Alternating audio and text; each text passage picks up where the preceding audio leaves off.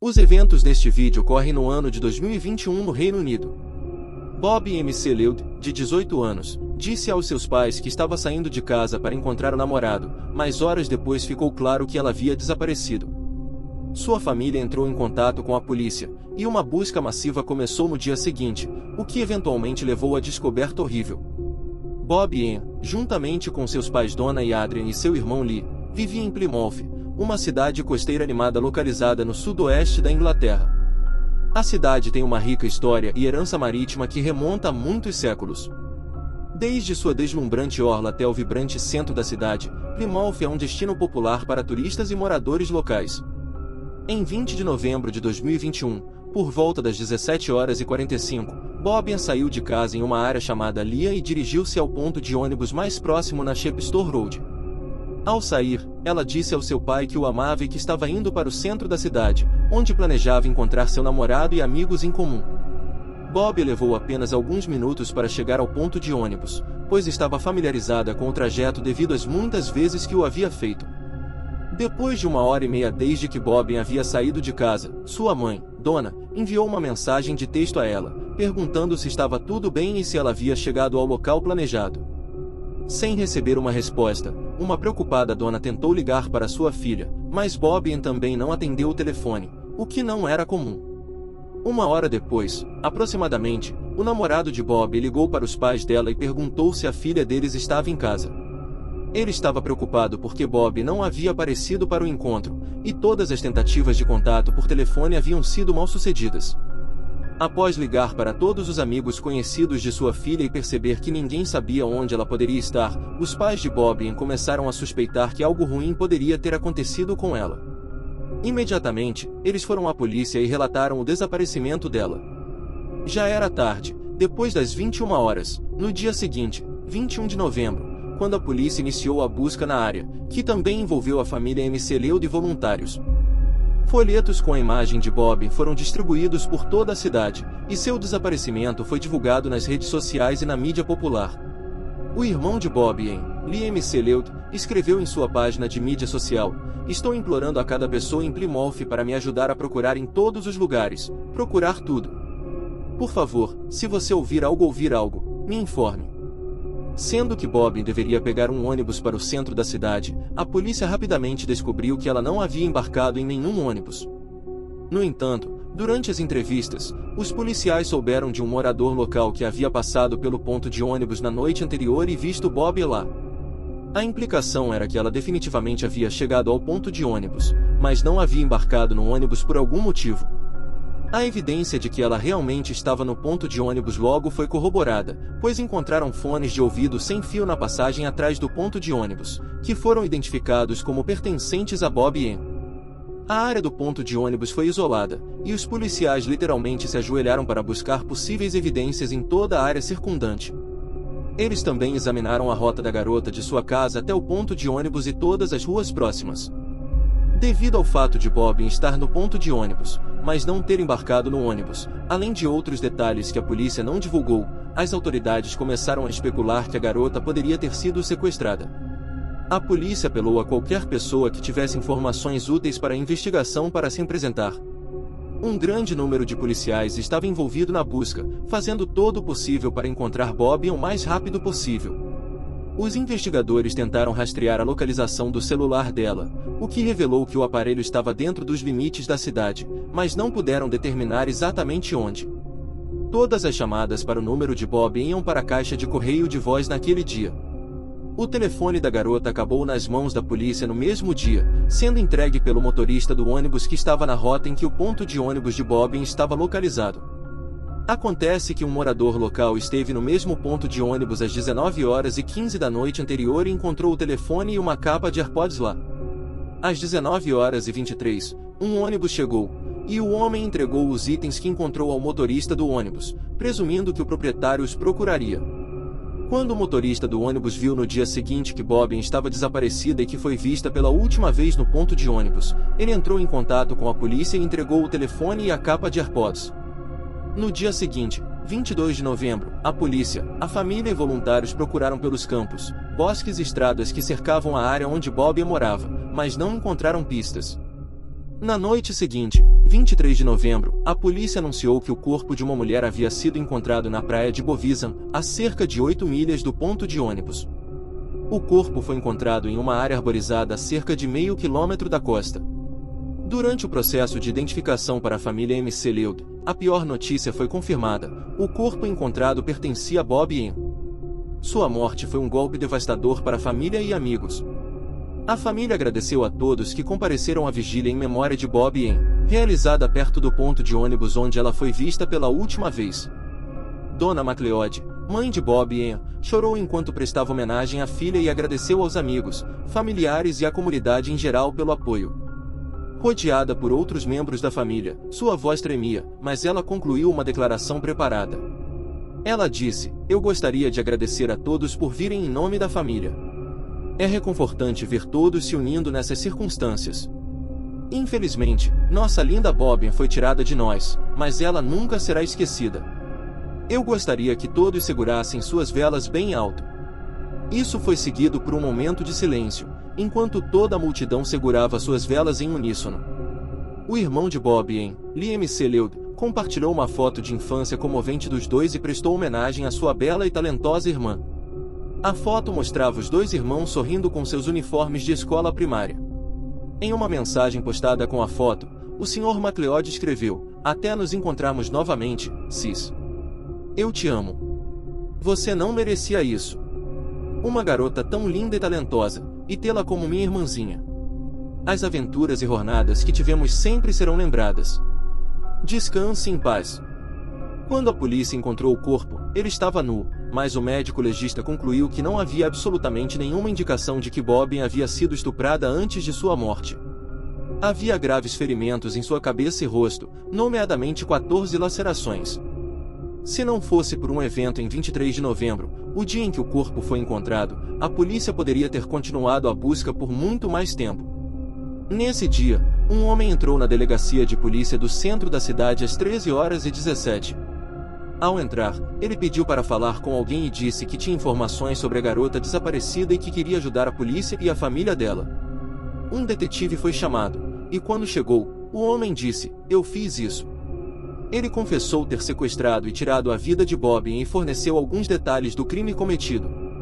Depois de indicarem um mapa local onde havia deixado o corpo, os policiais que tinham esperanças de que Bob ainda estivesse viva dirigiram imediatamente até lá. Infelizmente, suas esperanças não se concretizaram quando os inspetores abriram caminho pela vegetação densa e encontraram o corpo nu, de bruços. Não havia dúvida de que a garota estava morta. O homem que confessou o crime horrendo tinha 24 anos e se chamava Cody Aclan. Ele era filho de um ex-militar que morava com sua mãe depois que seus pais se divorciaram. Na verdade, ele morava a apenas algumas milhas do ponto de ônibus onde Bob foi vista pela última vez. Cody Aclan foi preso como suspeito, e um advogado emitiu uma declaração em seu nome, que dizia: "Eu assumo total responsabilidade pela morte de Bob Ian." Aclan também disse na declaração que nunca havia conhecido a vítima antes daquela trágica noite e confirmou que era ele quem havia abduzido a garota no ponto de ônibus.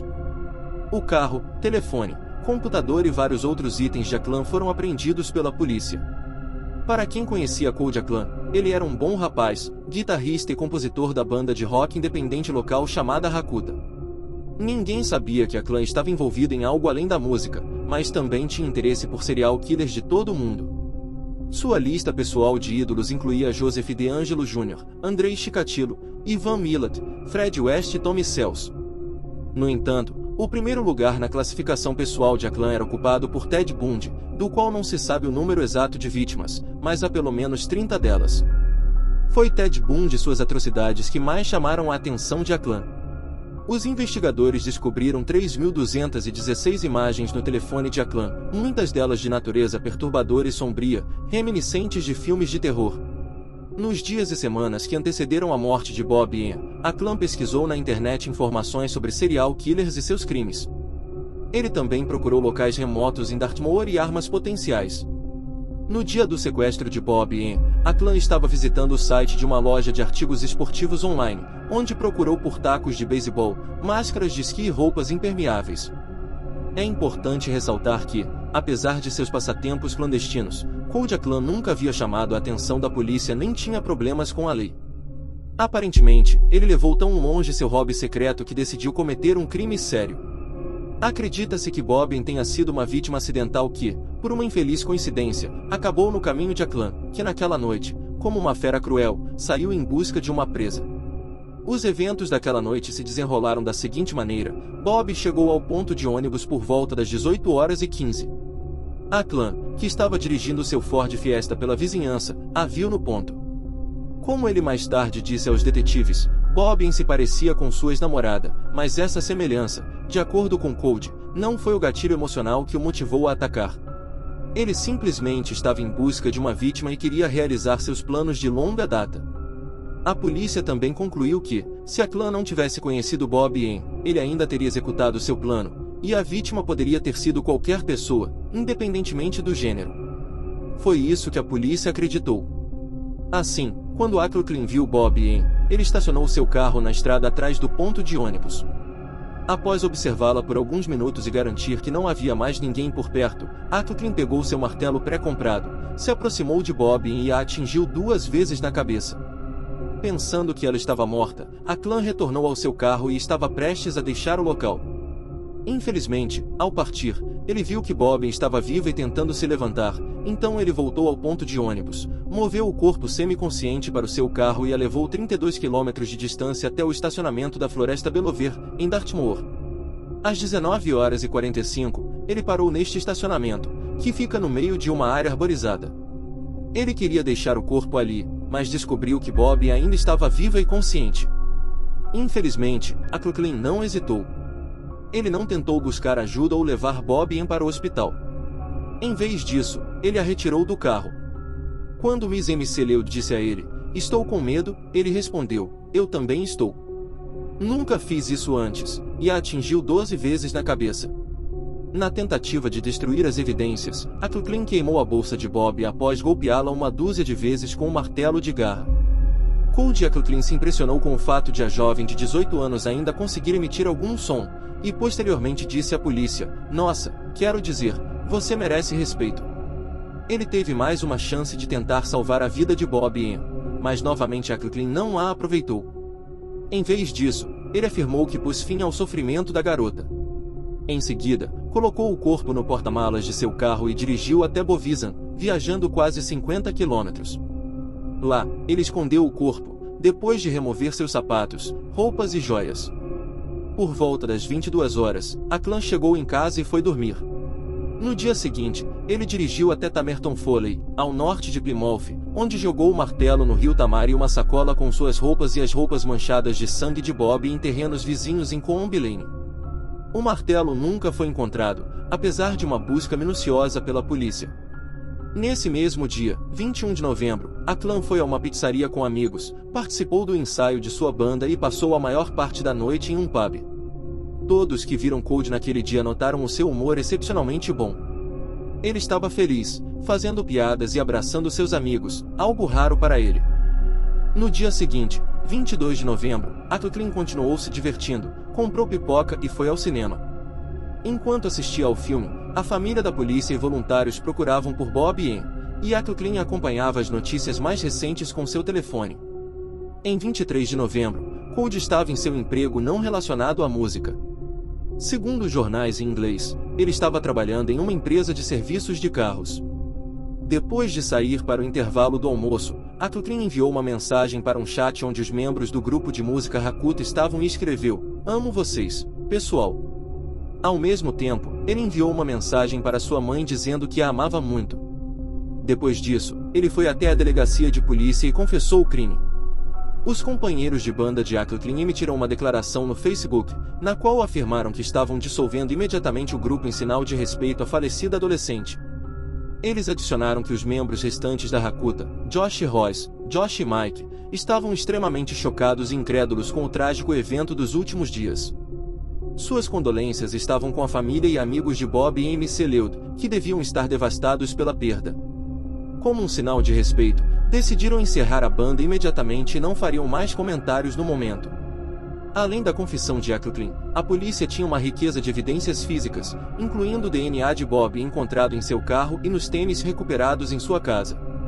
Quanto ao motivo, o detetive Mike West, que liderou a investigação, disse que Aklan se recusou a dar detalhes sobre seu motivo e evitou responder a pergunta sobre por que ele matou Bob Ian. Ao mesmo tempo, o detetive não descartou a possibilidade de que, após refletir sobre o que havia feito, Aklan poderia, no futuro, ser mais cooperativo e fornecer mais detalhes. Ele mais tarde disse a um psiquiatra que os sentimentos de depressão que ele sentirá antes de assassinar Miss McLeod haviam desaparecido e que não estava sentindo a mesma ressentimento de antes, como se esse ato violento fosse um ritmo desses sentimentos. O julgamento ocorreu em maio de 2022. Ray Tully, advogado de Aklan, disse que os psiquiatras constataram que seu cliente não estava sofrendo de doença mental, mas afirmaram que ele havia enfrentado dificuldades durante a infância. Aklan foi diagnosticado com TAA, dislexia, depressão e ansiedade, e aos 19 anos já tinha uma história de depressão de 7 anos. O Sr. Tully disse que Aklan não recebeu muito apoio de sua casa ou da escola e que seu pai e outros modelos masculinos não haviam fornecido muito suporte. Na sentença, o juiz Robert Linford disse a Aklan que seu ato foi de crueldade determinada, afirmando que estava convencido pelas evidências de que ele pretendia matar. Este foi um pesadelo prolongado e terrível para essa pobre pessoa, que tinha toda a sua vida pela frente até que ela foi brutalmente e cruelmente tirada de você. Você estava claramente planejando um assassinato, e você o fez. Cody Aklan, com 24 anos de idade, foi condenado à prisão perpétua. Ele cumprirá 31 anos de prisão antes de ser elegível para pedir liberdade condicional. E aí, o que você achou desse caso? Comenta aqui para a gente saber a sua opinião. Aproveita e se inscreve no canal para não perder nada e deixe o seu like nesse vídeo que isso vai ajudar muito a gente. Até o próximo caso aqui no Crimes Reais.